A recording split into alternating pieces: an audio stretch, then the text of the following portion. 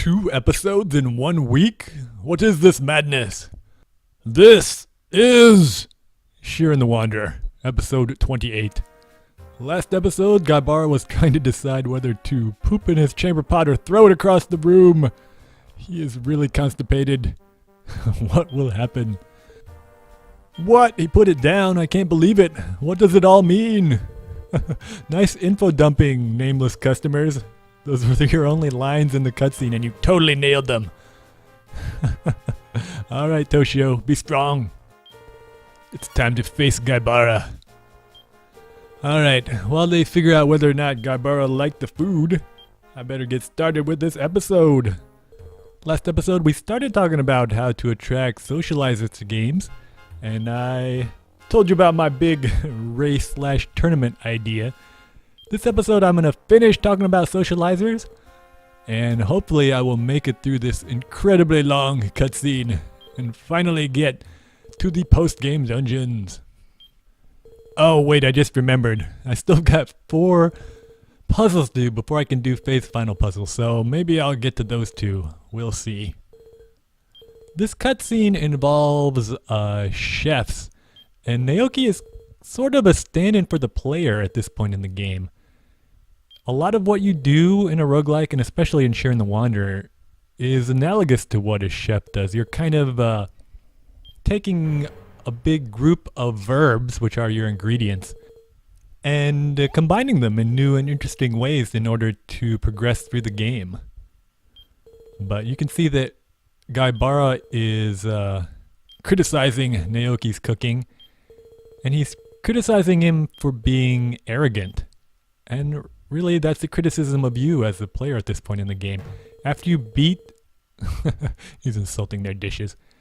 After you beat Table Mountain, it's easy to get a little bit arrogant and think like, oh, I've beaten this game has nothing more to teach me. This cutscene, though, is kind of a sly way of hinting to you that there's still more to learn. Just like Naoki, you shouldn't really rest on your laurels. Gaibara is also criticizing Naoki for being greedy, and that's another criticism of the player at this point. A lot of roguelike players, after they beat Table Mountain, will start to hoard items or make some kind of collection, especially if they're achievers.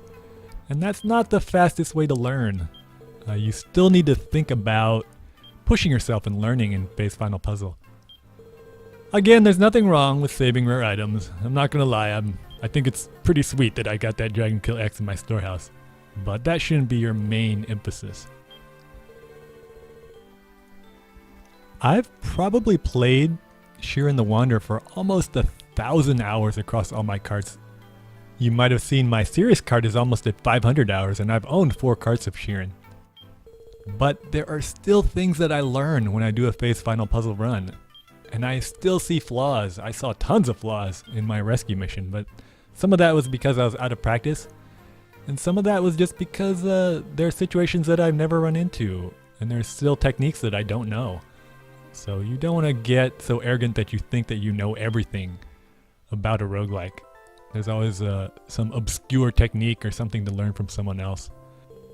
And just like Naoki, you need to continue to experiment and explore Faith's final puzzle if you truly want to learn how to play the game well. Alright, I survived the cutscene! Woohoo! It is really hard for me to sit through a cutscene that long.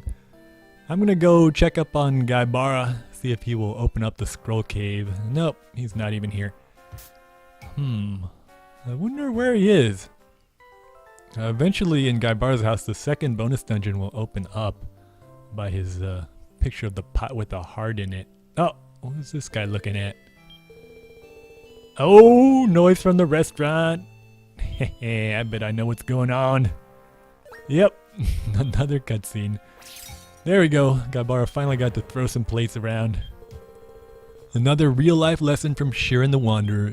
Don't skimp on ingredients. Otherwise, a man with a magnificent mustache will come into your establishment and break all your dishes.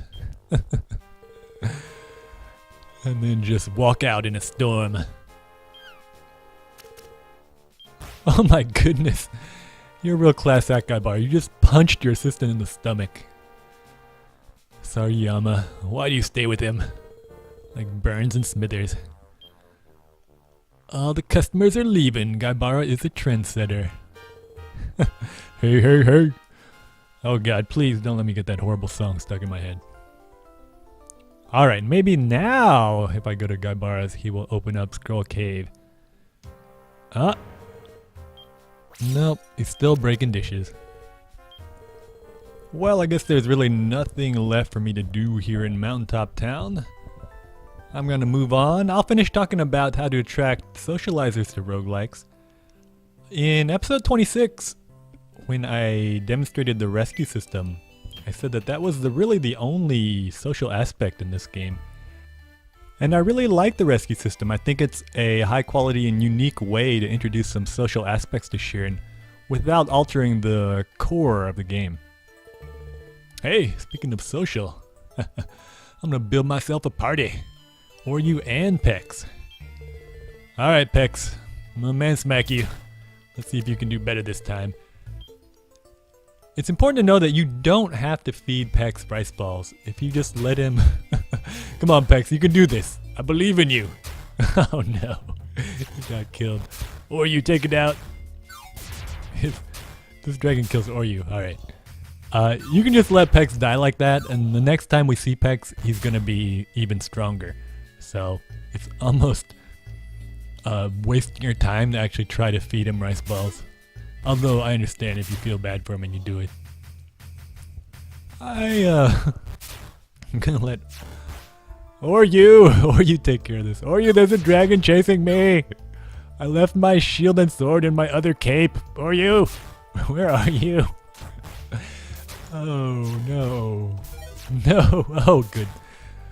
This is gonna kill me. Oryu, where are you? I almost died, come on. Alright, I'm just going to head on back to Bamboo Village. Oryu, take care of this guy for me. I'm like a little toddler with his mom. Oryu, there's a guy with armor chasing me. I really like the rescue system, and I think it should be carried over to our imaginary roguelike that appeals to all people. But how would a roguelike... Yeah, you get this one, Oryu. A little help. Thank you. In real time, how would a real-time roguelike really implement a rescue system? It would be kind of difficult. I think there is a way to do it. Oh no, there's no way I can take this guy on. You can see when Oryu blinds a monster, they just move in a straight line. So as long as you don't stand in front of them, they won't attack you. They'll just keep walking in a straight line, bouncing off the walls until the blindness wears off. So she is really strong. I think that when you die, let's say you're playing a multiplayer real-time roguelike and you get killed, you should still be able to use your items for a certain length of time. So you're immobilized, you're kind of like lying on the ground close to death, but you're still able to use your staffs and shoot arrows. You're just kind of sitting there hoping someone will come by and rescue you. And if no one does rescue you, at a certain point you just kind of like pop like a piñata and all your items go everywhere and anyone can pick them up. So what is the incentive of someone to rescue you then? Why wouldn't they just wait around for you to die? Well, one incentive is that it's kind of dangerous to just wait, I would think, in a real-time roguelike in one room. Other monsters or some other character could come by, and you have to work in probably another incentive. So I would say, and maybe I'm just like kicking ideas around in my head, the person that rescues the other wanderer could get a random item from the person that they rescue. So one of the items they're carrying randomly will just belong to the character that rescues them. And that introduces a lot of interesting tension. You know, you're just kind of lying there incapacitated. You really want this other wanderer to rescue you, but are they going to do it? Are they going to just try to wait for you to kick the bucket so they can get all your items? Should you use your items to help them out? Should you try to damage them? If there's microphone support, you're kind of like begging them to rescue you. That's interesting in an RPG sense. Alright, we made it back to Bamboo Village, thanks to my awesome combat skills. No thanks to you, Oryu, you're just dead weight. I'm gonna get one last look at the Great Stone Dildonicus. There we go. Remember that, Oryu? Remember, that's where we met the first time. A lot of great memories there. Remember, I asked you what it reminded you of, and you just looked at me like I was being incredibly immature. Yep, good times, Oryu.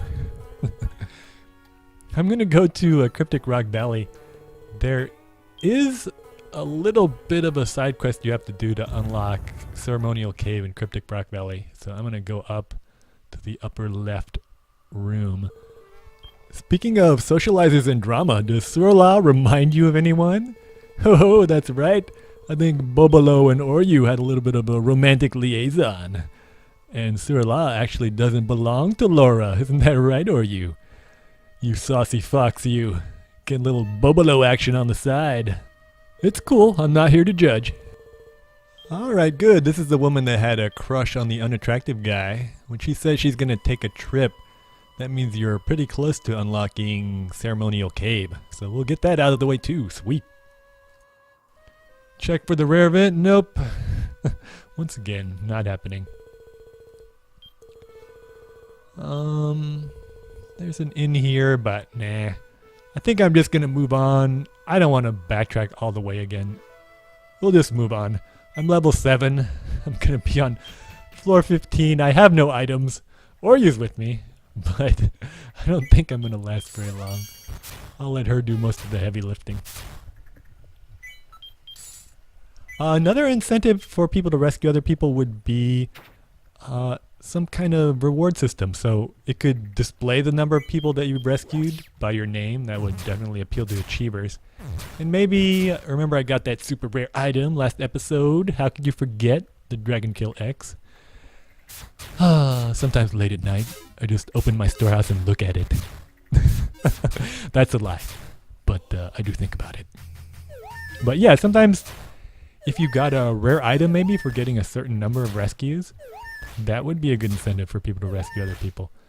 And you could even have competing incentives. You could give away rare items to people that kill a certain number of other wanderers. So again, that would really introduce that mental tension. One of the core concepts of roguelikes is decision making, weighing your options. Should I rescue them? Should I kill them? Yeah, you better get this one.